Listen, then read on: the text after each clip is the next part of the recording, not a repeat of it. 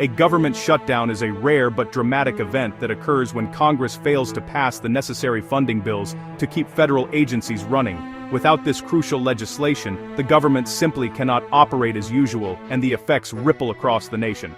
These funding bills must be signed by the president to become law. If the president withholds their signature, or if Congress cannot agree on the terms, much of the federal government grinds to a halt, leaving agencies in limbo, and millions of Americans uncertain about what comes next.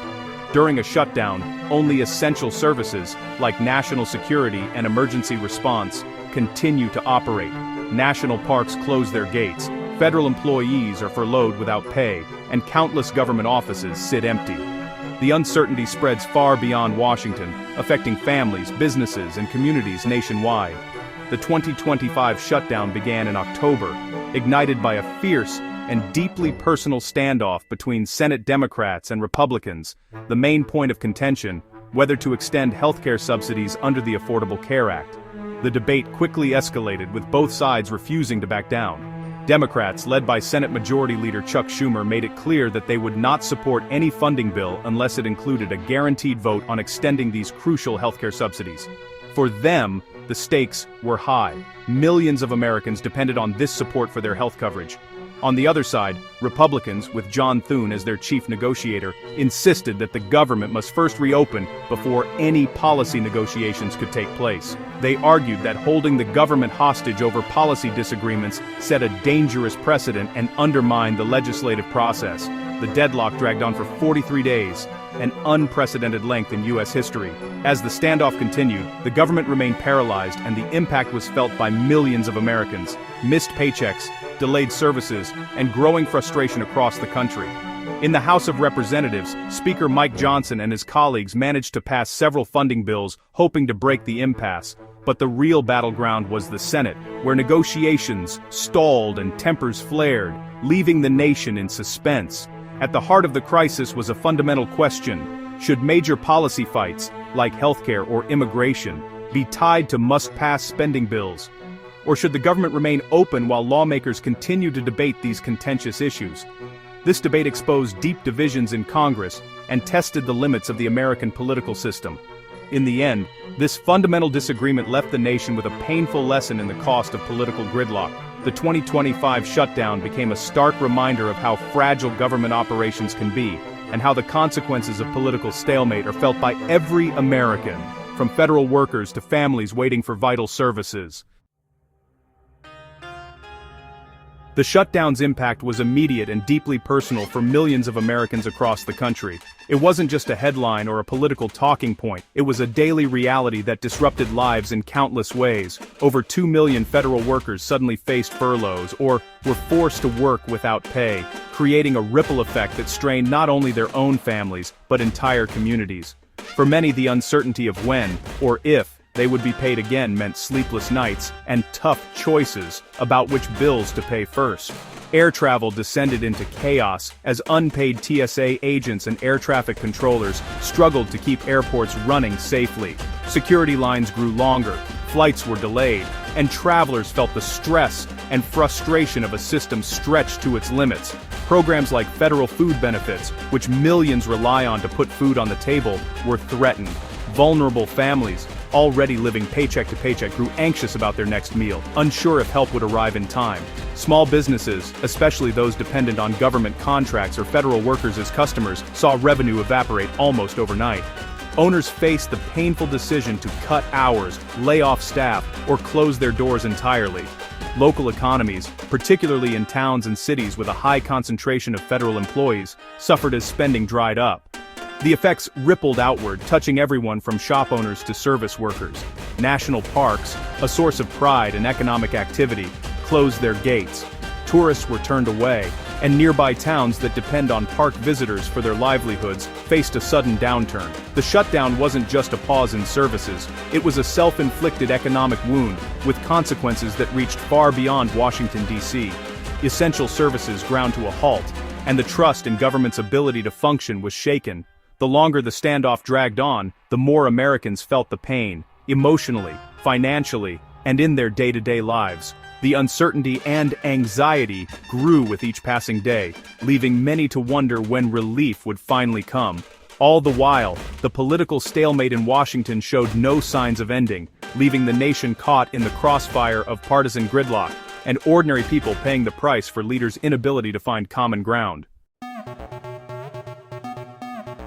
The shutdown's drama centered on a few key leaders. Senate Majority Leader John Thune insisted on reopening government before policy talks, accusing Democrats of hostage tactics. Senate Minority Leader Chuck Schumer refused to budge without a guaranteed vote on ACA subsidies, determined to protect healthcare access. In the House, Speaker Mike Johnson juggled party unity and the reality of a divided Congress.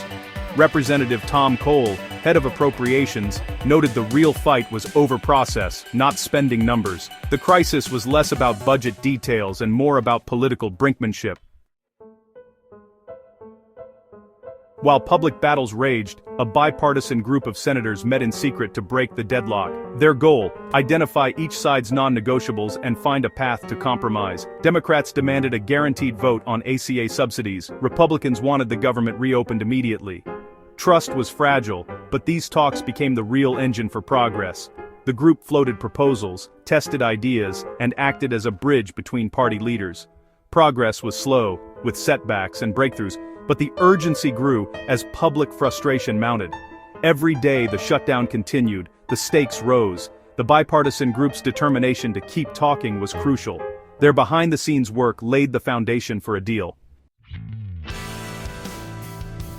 At the heart of the government shutdown was a fierce and deeply rooted fight over the future of Affordable Care Act subsidies, which provided crucial financial assistance to millions of low-income Americans. These subsidies were not just a line item in the budget, they represented access to health care for families who otherwise couldn't afford insurance, making the stakes incredibly high for both sides. Democrats, led by Senator Chuck Schumer, were adamant that these subsidies must be protected. They demanded a guaranteed Senate vote to extend the funding, warning that without it, insurance premiums could skyrocket for those least able to pay. For Democrats, this was about more than politics. It was about safeguarding a core promise of the Affordable Care Act and preventing a potential healthcare crisis for vulnerable Americans. To increase their leverage, Democrats used the government funding bill as a bargaining chip. They refused to support reopening the government unless they received a concrete public commitment to hold a vote on the subsidies. This bold move escalated tensions as the shutdown dragged on and pressure mounted from the public and federal workers affected by the closure. On the other side, Republicans, with Senator John Thune as a key spokesperson, accused Democrats of political blackmail. They argued that the government should be reopened first, and only then should negotiations on the subsidies take place. For Republicans, the principle was clear: the nation's essential services shouldn't be held hostage to policy demands, no matter how important. The real dispute wasn't just about healthcare funding, it was about the process itself. Should negotiations happen before the government reopens, or after? This procedural standoff became the central battleground, with both parties digging in their heels and refusing to budge. The breakthrough finally came when Republican leaders offered a firm, written guarantee the Senate would hold a vote on the subsidies by a specific, agreed-upon date. This assurance was a significant concession, signaling a willingness to compromise in order to end the impasse. Under the deal, Democrats would be allowed to draft the bill themselves, ensuring their priorities were reflected in the legislation. While there was no promise that the bill would ultimately pass, the commitment to a fair and open vote was enough to satisfy Democratic leaders and reassure their supporters. This carefully crafted compromise allowed both sides to claim a measure of victory. Democrats could say they stood firm for healthcare protections, while Republicans could argue they restored order and reopened the government without caving to all demands. In the end, the shutdown's core dispute was resolved not through grandstanding or public posturing but through tough, behind-the-scenes negotiation, demonstrating that even in the most polarized moments, compromise is still possible in American politics. Another key to ending the shutdown was protecting federal workers. Senator Tim Kaine of Virginia, representing hundreds of thousands of federal employees, demanded safeguards against politically motivated firings. He made his support for any deal contingent on these protections. As negotiations intensified, Kaine's stance elevated worker protections to a central issue. Just before a crucial Senate vote, the White House agreed to include Caney's provision. This assurance secured his support, and likely swayed other moderates. Caney's stand showed how one senator's resolve could shape the outcome for millions. His victory ensured federal workers weren't forgotten in the final agreement. Senator Katie Britt, a Republican from Alabama, played a pivotal role as a trusted intermediary. She facilitated communication between Senator Caney and the White House on worker protections. Britt's behind-the-scenes diplomacy helped craft language that satisfied both Caney and Republican leaders. Her efforts bridged the gap, ensuring Caney's demands were addressed without derailing the deal. Britt's work highlighted the power of quiet negotiation over public confrontation. Her role was instrumental in breaking the final barrier to agreement. Sometimes real progress in Washington happens out of the spotlight. After weeks of tension, a bipartisan deal emerged. The agreement included a short-term funding bill to reopen government and pay federal workers. It guaranteed a Senate vote on ACA subsidies, meeting Democrats' core demand. 3 major spending bills signaled a return to normal budget processes. Caney's provision protected federal workers from politically motivated firings. The package wasn't perfect, but it gave both sides enough to claim success. 8 Senate Democrats crossed the aisle to support the deal. After 43 days, the government finally reopened. The end of the shutdown was a lesson in the necessity of compromise. Progress came not from grandstanding, but from quiet, persistent negotiation. Both parties gave ground. Republicans got the government reopened, Democrats secured a healthcare vote and worker protections. Individual relationships and bipartisan cooperation proved essential. Senators like Caney and Britt showed that even in a polarized climate, lawmakers can work together for the public good. The shutdown's damage was a stark warning about the cost of division. Ultimately, bridging deep divides required good faith negotiation and a renewed commitment to compromise. The lesson: government only works when leaders are willing to work together.